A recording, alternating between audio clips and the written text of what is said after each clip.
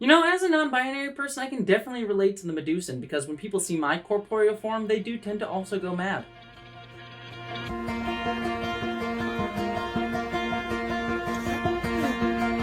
Hello, interwebs. I hope you're doing well, because I am insanely excited, because it is that wonderful, amazing, beautiful time, which we've been getting a lot more recently because we've been spoiled, but it is that wonderful time where we get a brand new Star Trek show, this time Star Trek Prodigy, a show I have been deeply excited for and anticipating, mainly because this is a brand new animated Star Trek series made for kids. In fact, the first, you could argue, Star Trek the Animated Series, the original one back in the early 70s, was geared towards kids, but this one is very specially marketed directly towards children and getting kids into Star Trek.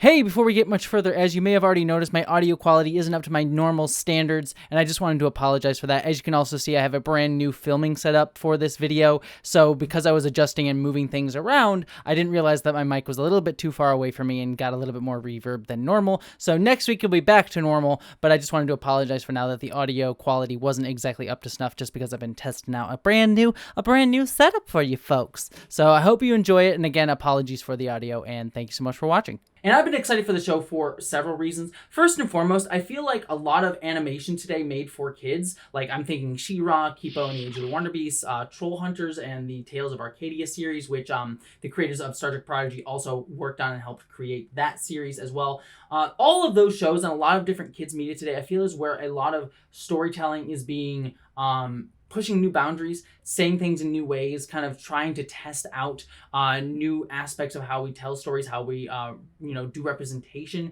in stories, and really push the boundaries of really exciting big storylines. So I've been very excited to see what Star Trek is going to do in that vein. And then the second reason that I've been very excited for this was that I feel like when franchises do animation, I feel like franchises are able to get outside the box a little bit more, break the rules, try new things. I think we saw that most especially in the Star Wars franchise with things like Clone Wars, Rebels, even the Bad Batch, and a few other shows that they did in animation with Star Wars, I feel like helped not only do new things within that franchise, but in many ways help rejuvenate the Star Wars franchise, because you see things like the Mandalorian show really heavily leaning on all the things that Rebels and Clone Wars sort of helped bring to the franchise. Now, I don't think Star Trek was in that place where it needed that rejuvenation, but I do think we've seen with Lower Decks, and now I'm hoping with Star Trek Prodigy, that we're going to see that sort of risk-taking, that sort of difference, that sort of exploring strange new worlds within Star Trek in ways that were sort of new. And we see that in the base concept here, because this show has no main human characters and no Starfleet characters to begin with. So I think that already this show is already showing a lot of promise in doing new things with the Star Trek universe. And then third and finally, this is a Star Trek show, like I said, that was aimed towards kids. So this would be a great show to not only indoctrinate our children into the wonderful world of Star Trek that we've all come to know and love. I mean, we've got to get kids into our weird sci-fi cult thing, right? Anyways, but yeah, it's just a good place to, like, Star Trek means so much to so many of us, and having a place for kids to get into this 55-year-old franchise, having a fresh place for them to start, I think is a really good idea, because I think, like, even adults who are new to the franchise kind of get overwhelmed with where should I start, where should I go, and a good place for kids to begin can also be a good place for a lot of other people to begin too, to sort of get into and understand the Star Trek world. And I don't think because the show is geared towards kids, like I said, I think there's been a lot of really good storytelling for kids. I don't think that means that adults can't watch it or can't enjoy it. I was gonna say I myself am an adult who enjoys it, but we all know I'm a giant kid. I have the emotional maturity of an 8-year-old. But regardless, for other adults, I'm sure they all enjoy shows like this, and you can definitely get into it and enjoy it with kids. It's not just made just for kids, but it's with them in mind. So all that being said, I was pumped for the show. I was very excited to see it, and now we finally have it. And also, Captain Janeway, Kate Mulgrew herself, is coming back. How could I not be excited about that? So let's talk about this episode and get into the pilot now that it is finally here and we can finally talk about it. Now, before I get into my discussion, I should say, in case you are new to my channel, new to how I structure these reviews, just so you know, I do spoiler-free thoughts up front where I sort of give my spoiler-free take on everything. I won't get too much into spoilers. I'll be talking a little bit more in the spoiler-free section since this is the premiere and pilot episode of the show. So I'll be leaning a little bit more on the spoiler-free section, but generally those sections will be a little bit shorter going forward, and then I'll have a clear delineation when I get into spoilers. I get more into the plot beats and specifics and surprising stuff that happened throughout the episode, so you can kind of have a little bit of a break if you haven't seen the episode yet and know if you want to invest in a show like this. So spoiler-free right up front, I just want to quick say I really enjoyed this episode. If you've been following any of the media or hype around this show, this pilot is mainly kind of exactly what you expect it to be in terms of the base plot of it, with like kids find a starship and head out into the universe. But I think what this episode does a really good job of doing is layering in a lot of mysteries and backstory and intriguing plot threads that are sort of dangling out there in the wind to sort of have us pull together. But this in and of itself just feels like a fairly contained pilot episode that's just getting all our characters together to go out and explore the galaxy, explore strange new worlds, while also seeding these little storyline ideas. Getting into the sort of thick of it, like I mentioned before, this show was made by the same people who made Troll Hunters, and I definitely see a lot of similar influences between the two different shows. I mean, first and foremost, the animation style is very, very similar. It's that CGI 3D animation style, and it looks simply gorgeous here. Like, this feels like it could have been put up on the big screen, put up right alongside like Pixar animation. Just like Star Trek Discovery looks like it's made a feature film every single week, this feels like feature film animation style. It looks simply gorgeous. There were so many points in this episode where like literally I had to like stop and be like, the purples and blues and the reds, it was just like there were so many beautiful gorgeous shots that just felt absolutely wonderful, and I could put them as like a screensaver. Literally almost every shot of this show, it looked great. The other thing too is the way the story is structured. We have this like eclectic group of kids coming together to defeat this big bad guy. We have a big bad guy played by John Noble. I believe the character's name was the Diviner, who's sort of in charge of this mining colony that's looking for something mysterious that all these kids and different aliens that we meet throughout the episode are sort of based on. So there's sort of that instant like structure of like a bunch of kids versus evil big bad guy and his minions that we get set up throughout this episode. But as I sort of alluded to before, there's a lot of little interesting hints throughout this that sort of flesh this out and give us a little hints that it's more than just that dynamic. I mean, because we see that dynamic in a lot of different things, like She-Ra and the Princess of Power did very much similar thing, Kipo and the Age of the Wonder Beast, and it's all about how the world is built and how these characters are differently shaded within that. And I think there are definitely, without spoiling too much, I definitely think there are interesting shades to all of our characters and our villain that, while certainly don't break the archetype yet, I think I trust the Troll Hunters creators who've had really wonderful and diverse and different villains throughout that series to really give us interesting shadings of these characters and interesting backstories for these characters as we go through into the series. So it doesn't break the mold super much in terms of that dynamic yet, but there's a lot of promise and the characters all stand out really, really well. Now, the other thing with all of this too is the world building. I mean, obviously, unlike Troll Hunters, which was sort of its own whole world that the creators could do kind of whatever they wanted to within, this is the Star Trek universe. So I really loved how they did a great balance of utilizing the Star Trek universe in intriguing and new ways, while also clearly doing their own thing and having fun and clearly making the show its own feel, separate from any other Star Trek thing before it.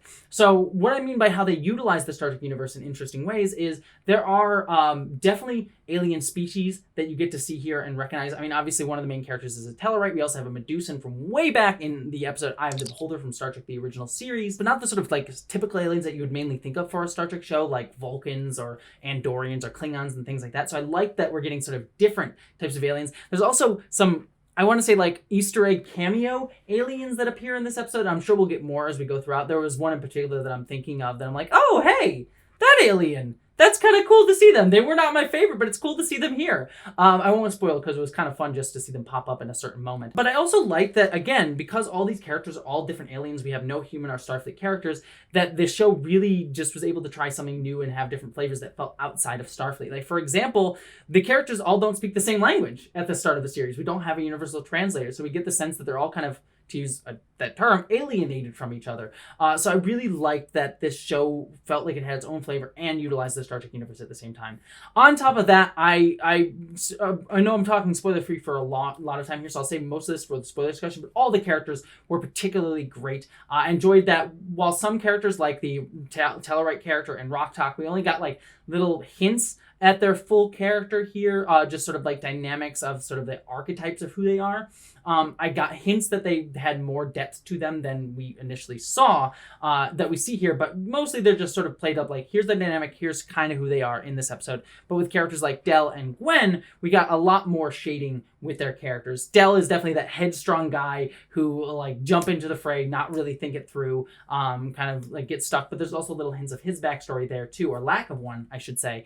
And Gwen, I think, is probably going to be the most intriguing character, at least so far, in that she's kind of the very smart character who likes to think things through, but also has a haunted past and connection to our main villain in the series. So, spoiler free, at the end of the day, I think this was a really fun adventure. I think the storyline sets up really cool things. This first episode is very much just setting the stage for all the intriguing mysteries and plots and, forward thrust for the show, but it has me very invested and intrigued to see where it's going to go from here. The final thing I'll mention is I do think that this is a really good entry point for kids and adults alike. If you have kids who have never seen Star Trek, I think this will be a great place to start them off at. If you don't have kids, if you're just an adult like me, who has way too much time on their hands and wants to watch more Star Trek stuff, you'll also enjoy it too. I think it expands the universe in an interesting way and does some cool stuff. So I'm excited to see it from that point of view. And I think it's a great show to just share with other people and get people invested into Star Trek, at least from this first episode, I can tell.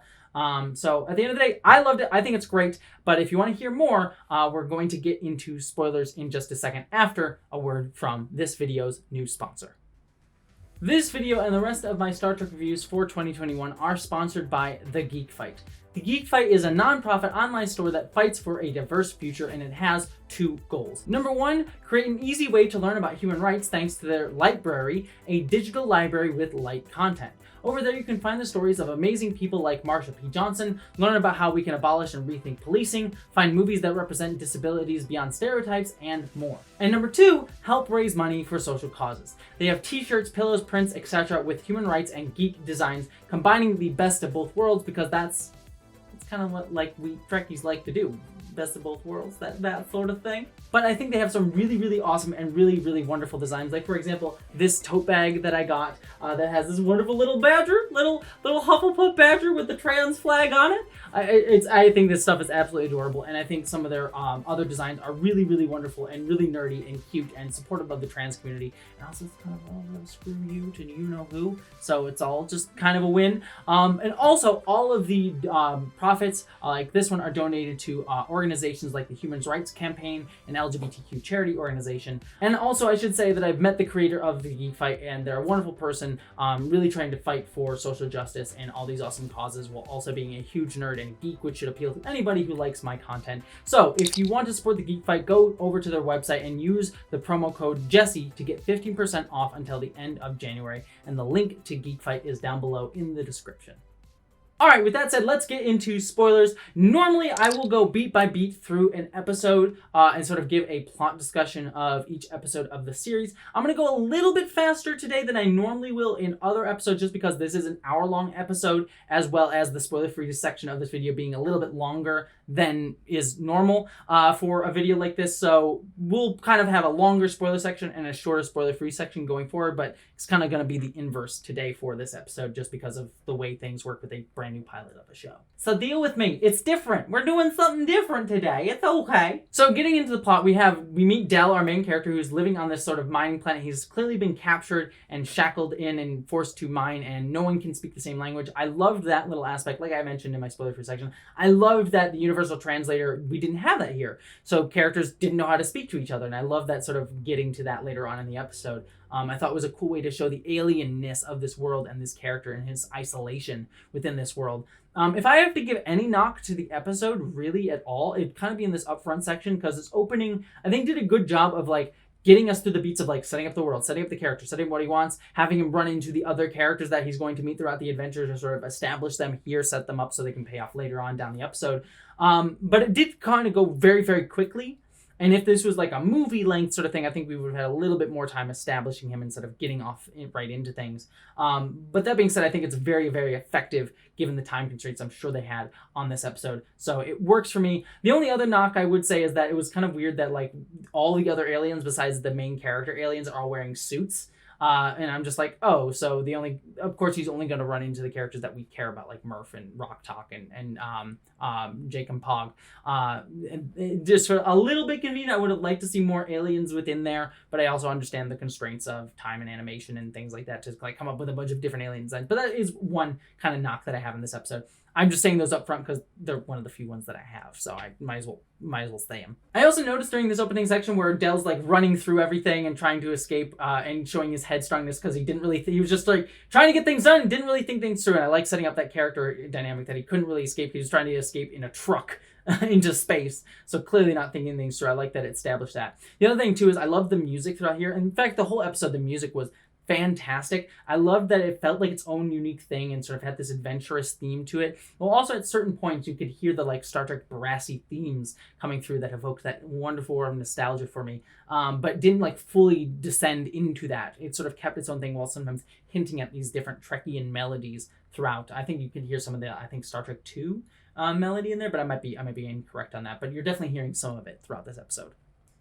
Then we go and meet Gwen and kind of the villains of the piece, because we meet Gwen, who is getting a child from a Kazon character. Kazon back in Star Trek. Hell yes, not the alien I would have thought of, but it clearly kind of evokes that we're supposed to be in the Delta Quadrant where Voyager was set. So I like that little hinting of that here with the Kazon showing up. The Kazon selling children to this mining colony. So clearly the mining colony is looking for more miners. They're clearly looking for something. And Gwen has a heart of gold because even though she's working as a translator for the main characters, again, translating, showing that she's smart. I like that establishment of her character here. She has a soul. She's like, don't sell us kids this young anymore. That's awful. Child mining is bad. For some reason, I'm curious that, like, she clearly has a soul. But obviously the bad robot guy henchman, who I think is called Dreadlock, is very much like, I don't really care. I'm here. We're just here to do the work of our diviner. Why are you even bothering with this? We also get the hint that Gwen is the daughter, or at least the maybe adoptive daughter or biological daughter of the evil bad guy here, the diviner, who's in charge of things. Also, the cat child was super cute, and I hope she comes back in later episodes because she's adorable.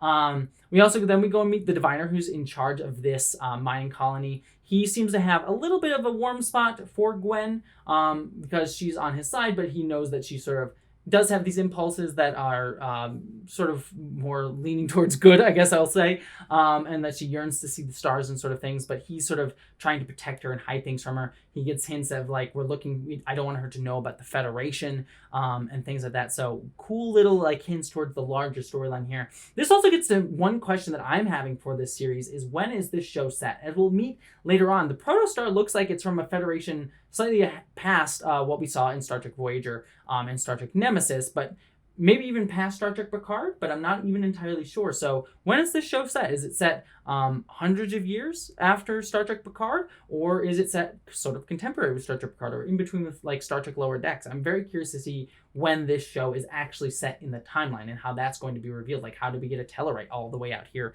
in the Delta Quadrant? Will probably be answering that question. And how is the Protostar so advanced? I think those are interesting questions that this sort of idea of the way he phrases it has me thinking like maybe the Federation's gone at this point. Maybe we're in that spot in like the 31st century where after the burn where the Federation seems to have disappeared. I'm sort of curious to see how all that's going to play out over the course of this series. Also, I should say the Diviner just looks like right now standard evil dude, but I'm curious to see like why he wants the Federation ship, why he's looking for it. I'm curious to see how that goes out.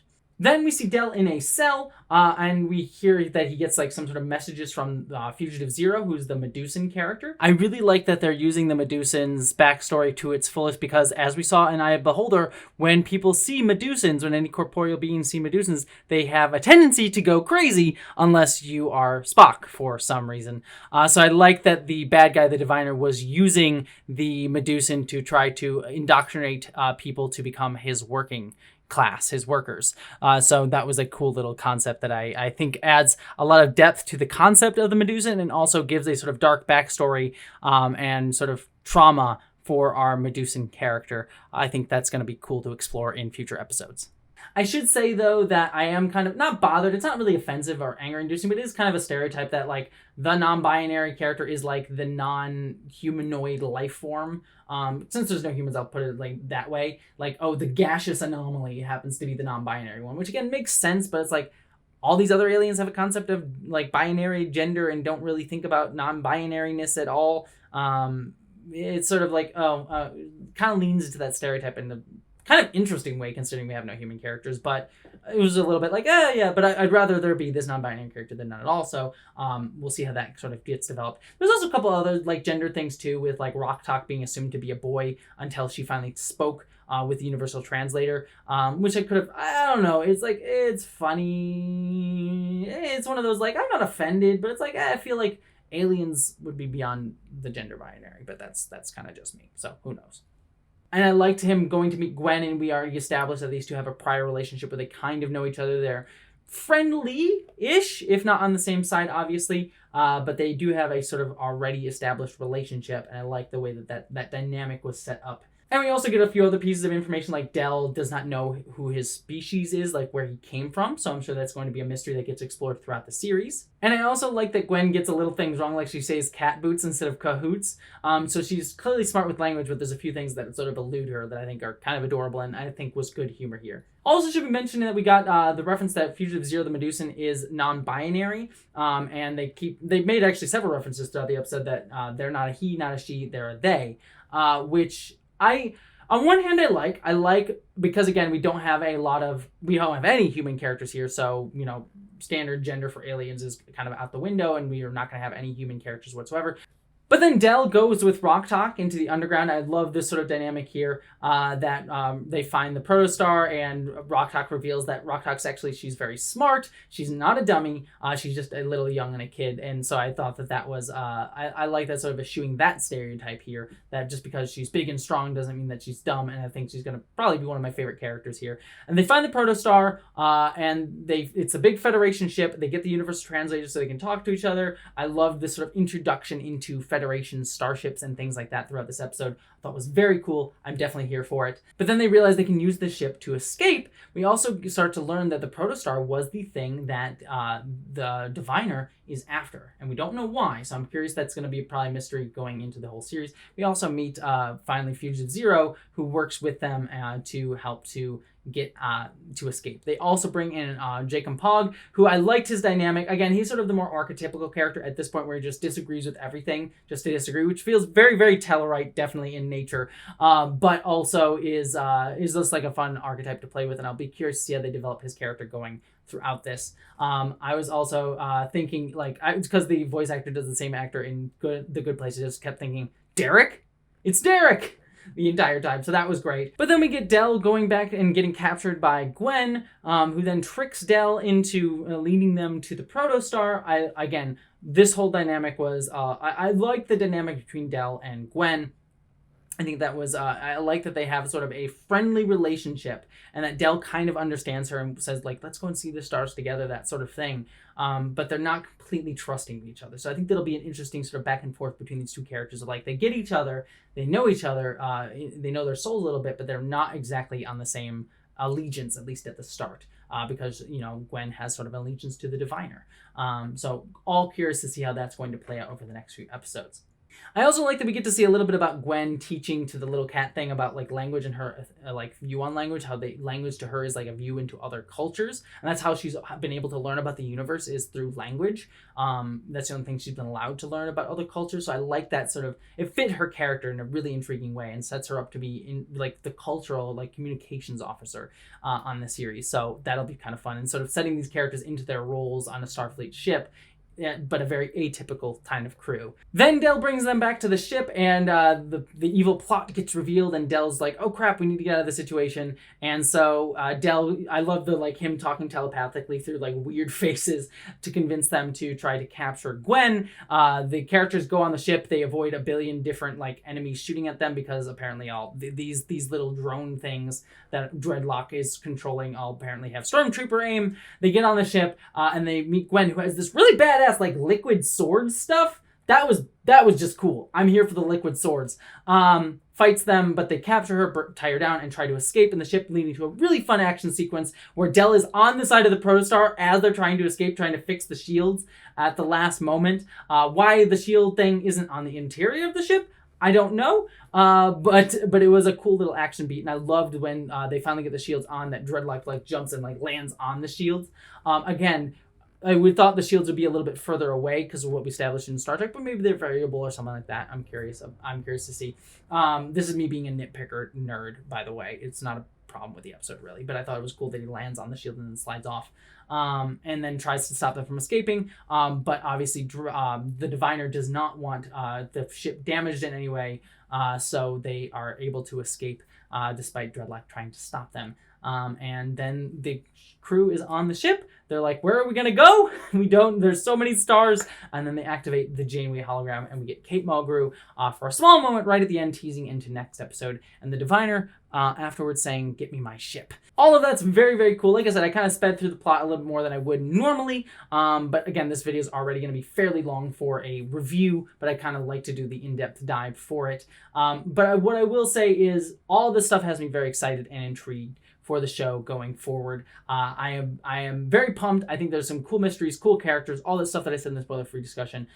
This looks like it's going to be a true gem of a show. I am very excited. This is going to be very, very cool. And I look forward to talking about it week to week. But like I said, I'm going to wrap this out because this video has already gone long. So I will send you all love, and I hope that you, as always, live long and prosper. And don't forget to subscribe and hit the like button for more reviews of Star Trek Prodigy and other stuff on this channel, as well as my main channel, Jessie, where I do more video essay type stuff. But beyond all of that, I will see you later, and I hope you, as always, live long and prosper.